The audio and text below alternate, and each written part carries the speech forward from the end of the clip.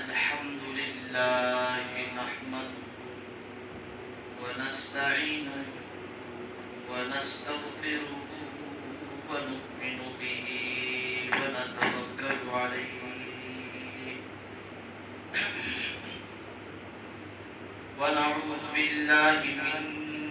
شرور أنفسنا ومن سيئات أعمالنا من يهده الله فلا مضل له ومن يضلل فلا هادي له ونشهد أن لا إله إلا الله وحده لا شريك له ولا وزير له ولا مشير له ولا معين له ولا مثل له ولا مثال له ونشهد أن سيدنا وسندنا وحبيبنا وحبيب ربنا محمد وعلى آله وأصحابه وأهل بيته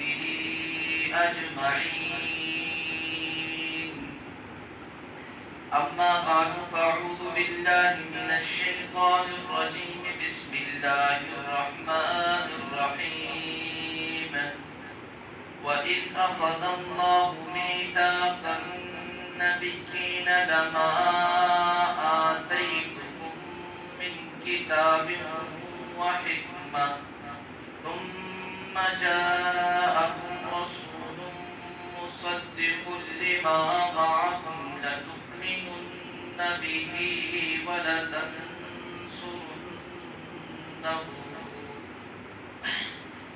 وقال الله تعالى في مقام آخر ما كان محمد أبا أحد من رجالكم ولكن رسول الله وخاتم النبيين وقال الله تعالى في مقام آخر محمد رسول الله والذين معه أشداء على الكفار رحماء بينهم تراهم ركعا سجدا يبتغون فضلا من الله ورضوانا وقال رسول الله صلى الله عليه وسلم أنا آخر الأنبياء وأنتم آخر الأمم أو كما قال عليه الصلاة والسلام صدق الله العظيم وصدق بلغنا ورسوله النبي الأمي الكريم ونحن على ذلك لمن الشاهدين والشاكرين والحمد لله رب العالمين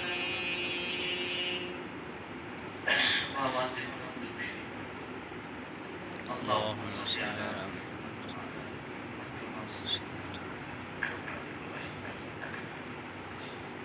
اللهم بارك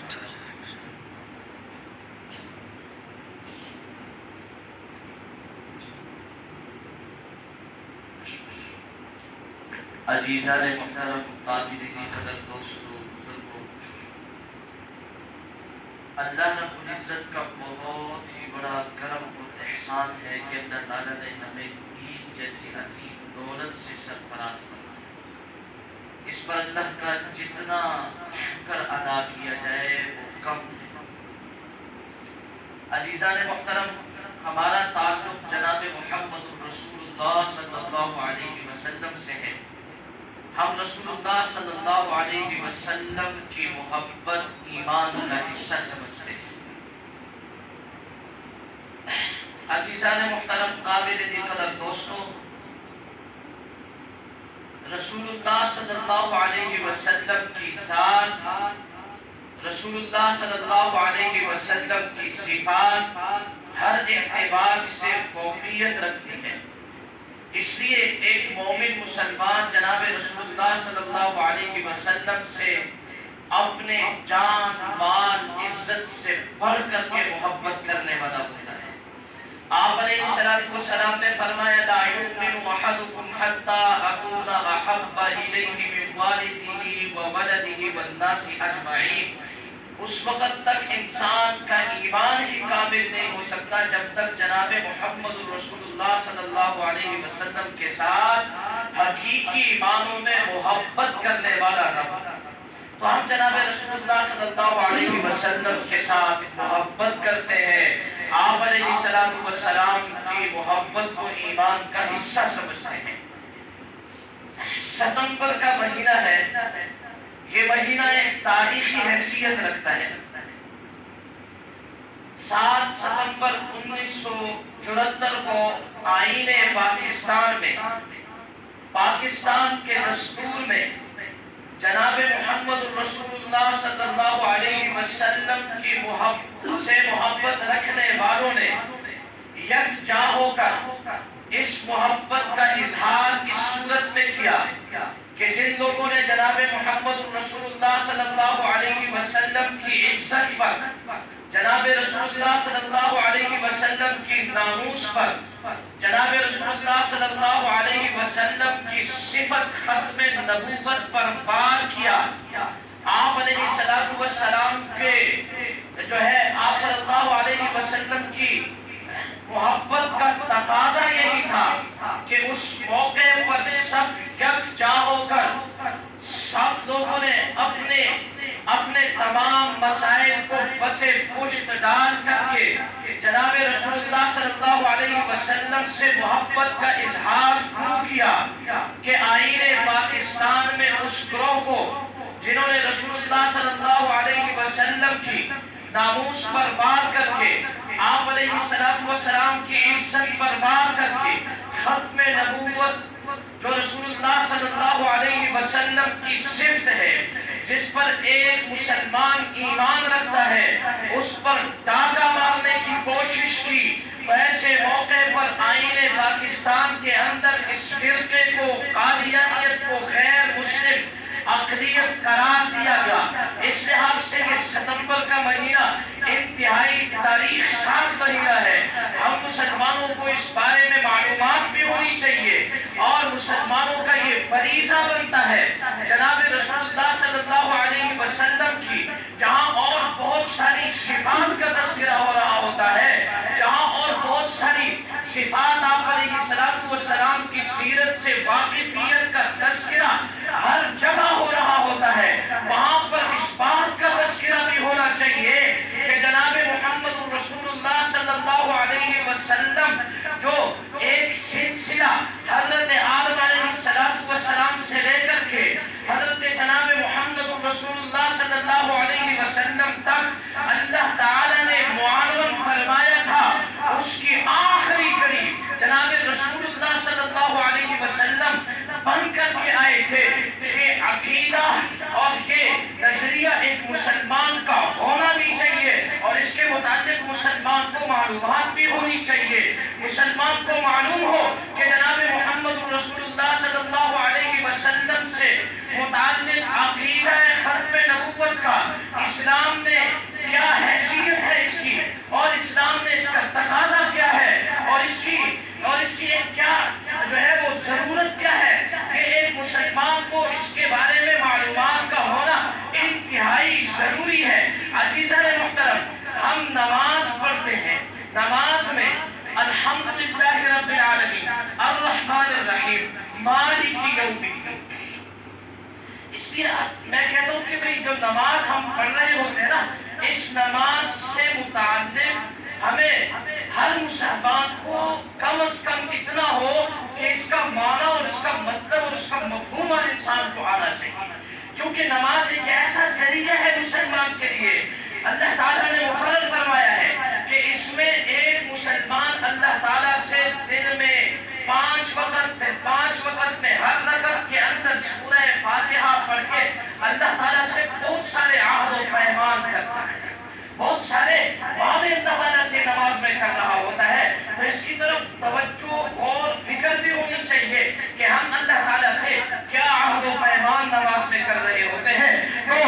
بنیادی تین عقائد جس کا تذکرہ سورہ فاتحہ کی 3 آیتوں میں مذکور ہے، وہ الحمدللہ رب العالمین۔ جب ہم الحمدللہ رب العالمین کہتے ہیں اس وقت ہم اس بات کا اقرار کرتے ہیں کہ اللہ تیری ذات، تو اپنی صفات میں وحدہ لا شریک ہے، تیرا کوئی شریک نہیں ہے، اس بات کا ہم اقرار کرتے ہیں۔ اور اس کے ساتھ جب اللہ کی دوسری صفت ہم بیان کرتے ہیں، الحمدللہ رب العالمین الرحمن الرحیم، یہ 2 صفات ایسی صفات ہیں کہ جو ہم ذکر کر کے مسلمانوں کے 2 بنیادی عقائد کا عہد و پیمان اللہ تعالیٰ سے کر رہے ہوتے ہیں۔ وہ کس طرح؟ وہ اس طرح کہ ہم اللہ کی صفت ذکر کرتے ہیں، اے اللہ تو رحمان ہے، اے اللہ تو رحیم ہے، تو نے مومنوں پر، تو نے کافروں پر بھی دنیا میں رحم فرمایا ہے۔ وہ اللہ انسانوں پر، مطلق انسان پر، چاہے وہ مسلمان ہے، چاہے وہ کافر ہے، چاہے وہ کیسا بھی ہے، اے اللہ تو سب پر اپنی رحمت کا نزول فرماتا ہے۔ لیکن یہاں پر ایک اور خصوصیت کے ساتھ ایک عقیدے کا ذکر کیا گیا ہے، اور وہ عقیدہ یہ ہے کہ اللہ تو رحمان ہے، تو رحیم ہے، اللہ تیری رحمت کا تقاضا یہ ہے تو انسانیت کی رہنمائی کرتا رہے۔ اور انسانیت کی رہنمائی کیا ہے؟ کہ اس انسانیت کی رہنمائی کے لیے اللہ تعالیٰ نے جناب آدم علیہ السلام سے لے کر کے جناب محمد رسول اللہ صلی اللہ علیہ وسلم تک 1.25 لاکھ تقریباً کم و بیش انبیاء علیہ السلام کی بعثت اللہ تعالیٰ نے فرمائی ہے۔ اور بعثت فرما کر اللہ تعالیٰ انسانیت کی رہنمائی فرما رہے ہیں۔ اس اعتبار سے اللہ رحیم بھی ہے، اللہ رحمان بھی ہے۔ تو یہ ہم نماز میں اللہ تعالیٰ کے ساتھ ایک دوسرے عقیدے کا اللہ کے ساتھ عہد و پیمان کرتے ہیں، اے اللہ آپ ہی نے انسانوں پر رحم فرمایا ہے، انسانوں پر کرم فرمایا ہے، کہ انبیاء علیہ السلام کا سلسلہ معمر فرما دیا ہے، سلسلہ معمر فرما دیا ہے۔ لہٰذا ایک مومن مسلمان کو چاہیے کہ وہ اس موقع پر اس اعتقاد کے ساتھ ساتھ کہ جناب محمد رسول اللہ صلی اللہ علیہ وسلم تک جتنے انبیاء آئے ہیں یہ سب اللہ کی طرف سے برحق انبیاء تھے، ہم سب پر ایمان لے کر کے آتے ہیں۔ اللہ تعالیٰ ایک مسلمان کی تربیت نماز میں اس ترتیب سے کر رہے ہیں، اس ترتیب سے کر رہے ہیں۔ لہذا جتنی نماز ہے اللہ اکبر سے لے کر کے السلام علیکم ورحمۃ اللہ تک، یہ ساری نماز انسان کی ساری عملی زندگی کی ترغیب دیتی ہے کہ اس کا اعتقاد بھی درست ہونا چاہیے، اس کے نظریات بھی درست ہونے چاہیے، اس کے اعمال بھی درست ہونے چاہیے۔ یہ نماز میں سارا پیغام موجود ہوتا ہے، لیکن شرط یہ ہے کہ ہم نماز کے معنی، مطلب، مفہوم کو تو پہچانتے ہیں۔ تو لہٰذا ہمارا اولین فریضہ مسلمانوں کا یہ ہے، جہاں ہم ایک رٹا لگا کر کے نماز پڑھتے ہیں وہاں پر ایک مسلمان کو اس بارے میں بھی معلومات ہونی چاہیے کہ وہ نماز میں کیا پڑھ رہا ہے، اللہ تعالیٰ سے کیا وعدہ کر رہا ہے، کیا عہد و پیمان کر رہا ہے۔ تو جب ہم یہ سیکھ لیں گے اور اس کے مطابق نماز پڑھنے والے ہوں گے تو پھر اس نماز کی صرف قرآن مجید میں اللہ تعالیٰ نے بیان کی ہے، ان الصلاۃ تنہی عن الفحشاء والمنکر، کہ بے شک نماز جو ہے یہ ہر قسم کے فحاشی، بریانی اور ہر قسم کے اعتقادی، ہر قسم کی جو نظریاتی گمراہی ہے، اس ہر قسم کی گمراہی سے بچانے والی چیز نماز ہے، بشرطے کہ ہم نماز سے کچھ حاصل کرنے والے۔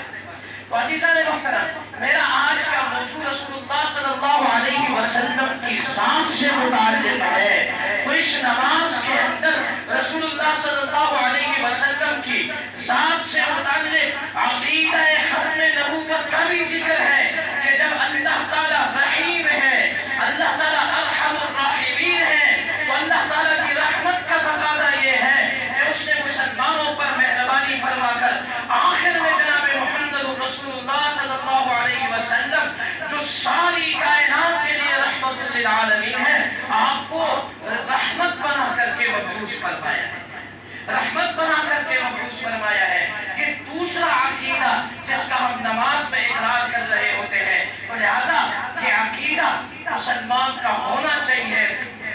اور اس کی اہمیت بھی معلوم ہونی چاہیے کہ رسول اللہ صرف یہاں تک ایمان نہیں لے کر کے آنا جناب محمد رسول اللہ صلی اللہ علیہ وسلم پر کہ آپ اللہ کے نبی ہیں۔ فتاوی عالمگیری کے اندر لکھا ہے اِذْ لَمْ يُعْرَفْ أَنَّ مُحَمَّدًا صلی اللہ علیہ وسلم آخر الانبیاء فلیس بمؤمن لأنه من ضروریات الدین۔ فتاوی عالمگیری میں لکھا ہے کہ اگر کوئی آدمی جناب محمد رسول اللہ صلی اللہ علیہ وسلم کو صرف یہ مانتا ہے کہ آپ اللہ کے نبی تھے فلیس بمسلم، وہ مسلمان نہیں ہے۔ مسلمان ہونے کے لیے ضروری یہ ہے کہ وہ جناب محمد رسول اللہ صلی اللہ علیہ وسلم کو خاتم النبیین بھی مانے۔ رسول اللہ صلی اللہ علیہ وسلم کی ختم نبوت کا اقرار کرنا یہ بھی اس امت کے لیے ضروری ہے کہ جناب محمد رسول اللہ صلی اللہ علیہ وسلم سے متعلق عقیدہ ختم نبوت کا بھی معلوم ہونا چاہیے۔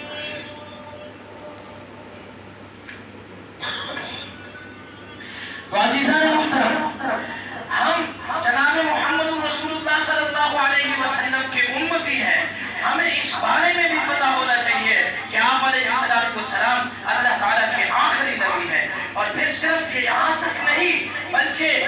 آگے مولا علی قاری رحمت اللہ علیہ نے جو ہے وہ بخاری شریف کی شرح کے اندر لکھا ہے دعوت نبوتی بعد نبینا الکفر، کہ جناب محمد رسول اللہ صلی اللہ علیہ وسلم کے بعد اگر کوئی کسی کو نبی تسلیم کرتا ہے تو یہ کفر کر رہا ہے، یہ کافر ہے، دائرہ اسلام سے خارج ہے۔ اور اسی طریقے سے ہم نے جو ہے وہ رسول اللہ صلی اللہ علیہ وسلم کی ختم نبوت سے متعلق امام اعظم ابو حنیفہ رحمۃ اللہ علیہ کا یہ قول بھی سنا ہے کہ ان سے پوچھا گیا کہ کوئی آدمی جو ہے وہ کسی سے سوال کر لے من طلب منہ علامۃ فقد کفر، کسی دعوی نبوت کرنے والے سے اگر یہ بھی پوچھ لے کہ آپ کے دعوی نبوت پر دلیل کیا ہے تو فقط کفر، اس نے کفر کر دیا، وہ دائرہ اسلام سے خارج ہو چکا ہے۔ تو عقیدہ ختم نبوت کی اہمیت انتہائی ضروری ہے کہ ہم جناب محمد رسول اللہ صلی اللہ علیہ وسلم کو صرف یہ نہیں کہ ہم جو ہے وہ نبی تسلیم کرتے ہیں بلکہ جناب محمد رسول اللہ صلی اللہ علیہ وسلم کو آخری نبی تسلیم کرنا یہ اس امت کے بنیادی عقائد میں سے ہے، یہ ضروریات دین میں سے ہے۔ جس طرح انسان کے تن میں انسان کے جسم میں شاہ رگ کی حیثیت ہوتی ہے، جس طرح ایک بلند و بالا عمارت کے اندر بنیاد کی حیثیت ہوتی ہے، اسی طریقے سے عقیدہ ختم نبوت اسلام میں لازم ضروری اور ضروریات دین میں سے ہے۔ شاہ رگ کے بغیر انسان زندہ نہیں رہ سکتا، بنیاد کے بغیر عبادت قائم نہیں رہ سکتی۔ جناب محمد رسول اللہ صلی اللہ علیہ وسلم کو آخری نبی تسلیم کرنے کے بغیر انسان مسلمان رہ نہیں سکتا۔ یہ ضروریات دین میں سے ہے کہ ہم جناب محمد رسول اللہ صلی اللہ علیہ وسلم کی ختم نبوت کا اقرار کریں اور اپنے بچوں کو عقیدہ ختم نبوت سمجھائیں اور ان کو سکھائیں، ان کو بتائیں کہ جناب محمد رسول اللہ صلی اللہ علیہ وسلم کی ختم نبوت سے متعلق ہمارا عقیدہ کیا ہونا چاہیے۔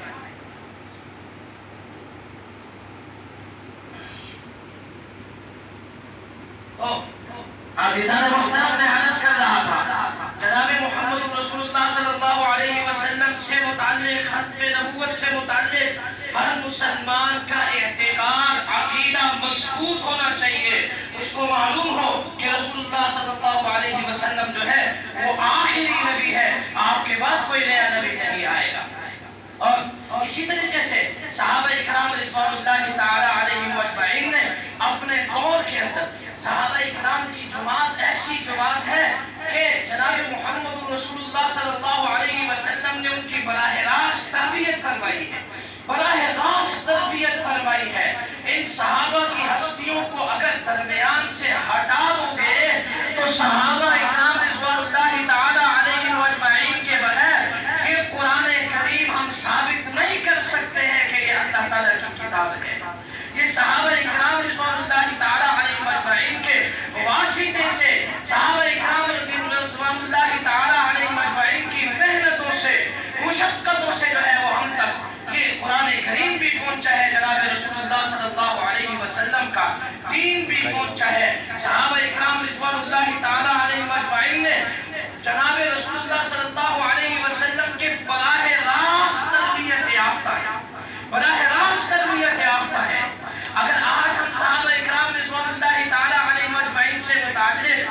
اپنے نظریات، اپنے اعتقادات شکوک شبہات میں ڈال دیں تو یہ جناب رسول اللہ صلی اللہ علیہ وسلم کی ذات پر براہ راست زد پڑتی ہے. یہ رسول اللہ صلی اللہ علیہ وسلم کی ختم نبوت پر براہ راست زد پڑتی ہے. رسول اللہ صلی اللہ علیہ وسلم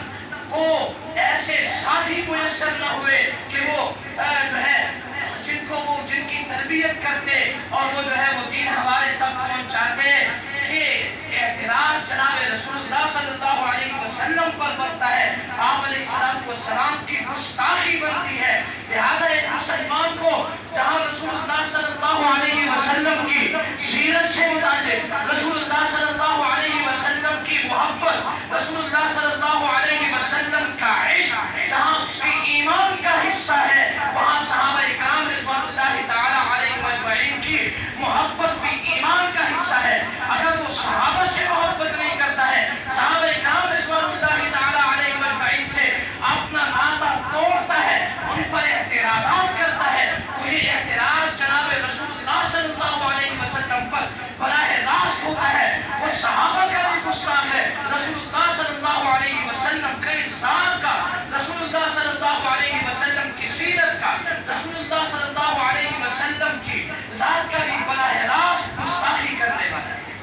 اس لیے جناب رسول اللہ صلی اللہ علیہ وسلم سے متعلق جہاں اعتقاد عقیدہ ختم نبوت سے ہو، وہاں پر صحابہ اکرام رضوان اللہ تعالی علیہ اجمعین سے متعلق بھی ہمارا عقیدہ، مسلمانوں کا عقیدہ درست ہونا چاہیے. صحابہ بھی ہمارے ہیں، رسول اللہ صلی اللہ علیہ وسلم کی ذات بھی ہماری ہے، اہل بیت کی ذات بھی ہماری ہے. اہل بیت بھی دین کا حصہ سمجھتے ہیں، اہل بیت کی محبت ایمان کا حصہ ہے. رسول اللہ صلی اللہ علیہ وسلم کی محبت، رسول اللہ صلی اللہ علیہ وسلم کی صحابہ کی محبت، یہ ایمان کا حصہ ہے. یہ بنیادی اعتقادات میں سے ہے، ضروریات دین میں سے ہے. لہذا اس کا اعتراف، اس کا اقرار، اس سے متعلق عقیدہ ایک مسلمان کا درست ہونا چاہیے. اگر ان میں سے کسی سے متعلق جو ہے وہ عقیدے میں تسلسل، شک و شبہ بھی پایا گیا تو اعتقاد میں اگر شکوک شبہات پیدا ہو جائے، قرآن کریم کے مطالعے سے یہ بات معلوم ہوتی ہے کہ جناب رسول اللہ صلی اللہ علیہ وسلم کی حدیث مبارکہ سے یہ بات معلوم ہوتی ہے، اور اسلام پر سچ کہنے سے یہ بات معلوم ہوتی ہے کہ ایک آدمی جس کا اعتقاد درست نہ ہو، عقیدہ صحیح نہ ہو، عقیدے میں شکوک شبہات ہو، کل قیامت والے دن وہ نمازوں کا انبار لے کر کے چلا جائے، اللہ کے دربار میں حاضر ہو، اور اسی طریقے سے جو ہے نمازوں کا انبار، قرآن کریم کی تلاوت کا انبار، اور اسی طریقے سے زکوٰۃ، صدقات، خیرات کا انبار لے کر کے اللہ کے دربار میں پہنچے گا. قرآن کریم کا فیصلہ ہے اس کے یہ سارے اعمال ہوا منصورہ، یہ سب کے سب ضائع کر دیے جائیں گے. یہ اللہ کے ہاں کوئی حیثیت ہی نہیں رکھتے، یہ اللہ کے ہاں کوئی حیثیت ہی نہیں رکھتے. اللہ کے ہاں حیثیت وہ اعمال رکھتے ہیں جس کے پیچھے مضبوط نظریات اور اعتقادات ہو، عقیدہ درست ہو. جناب رسول اللہ صلی اللہ علیہ وسلم سے متعلق، آپ کی ختم نبوت سے متعلق عقیدہ درست ہونا چاہیے. صحابہ اکرام رضوان اللہ تعالی علیہ اجمعین دین کا حصہ ہے. آپ صحابہ اکرام کے بغیر دین نامکمل ہے. صحابہ اکرام کی محبت دین کا حصہ ہے. جب یہ اعتقادات میں تسلسل آئے گا، اہل بیت کی محبت میں جو ہے وہ کمی، اور اہل بیت سے محبت میں تسلسل اور اس میں شکوک شبہات پیدا کرنا، یہ اعتقاد میں سر پہنچانے والا ہے. اللہ تعالیٰ کے ہاں ایسے نظریات کا معتقد آدمی جب قیامت والے دن آئے گا، اس کے اعمال اللہ کے ہاں ضائع ہوں گے، ان کے ہاں کوئی حیثیت نہیں. تو اس لیے ایک مسلمان کو جہاں جناب رسول اللہ صلی اللہ علیہ وسلم سے اعتقاد مضبوط ہونا چاہیے، وہاں صحابہ اور اہل بیت کی محبت کا بھی اقرار کرنا چاہیے. ان سے متعلق بھی اس کا عقیدہ مضبوط ہونا چاہیے، کیونکہ یہی صحابہ اکرام رضوان اللہ تعالی علیہ اجمعین تھے جنہوں نے جناب رسول اللہ صلی اللہ علیہ وسلم کی دین کا بھی تحفظ کیا ہے، رسول اللہ صلی اللہ علیہ وسلم کی ختم نبوت کا بھی تحفظ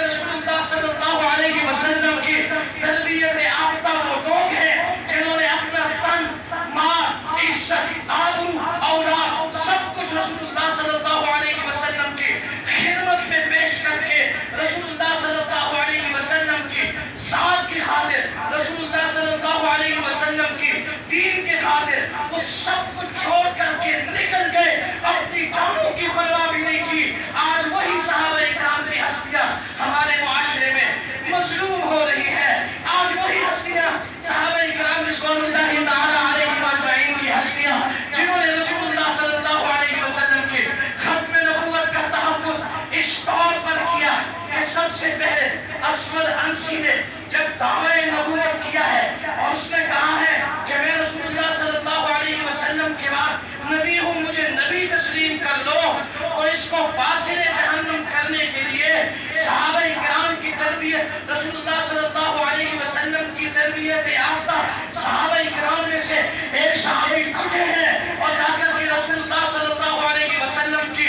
ذات کا بھی تحفظ کیا ہے، رسول اللہ صلی اللہ علیہ وسلم کی صفت ختم نبوت کا بھی تحفظ کر کے اس جہنمی کو واسع جہنم کر کے آئے ہیں۔ تو یہ صحابہ کرام رضوان اللہ تعالی علیہ اجمعین کی حیثیت تھی۔ صرف یہاں تک نہیں، اب رسول اللہ صلی اللہ علیہ وسلم کے وصال کے بعد جب آپ دنیا سے رخصت ہوئے ہیں، دنیا سے رخصت ہونے کے بعد یمامہ کے اندر مسلمہ کذاب نے نبوت کا دعویٰ کیا ہے اور اس نے کہا ہے کہ میں جناب رسول اللہ صلی اللہ علیہ وسلم کے بعد نبی ہوں۔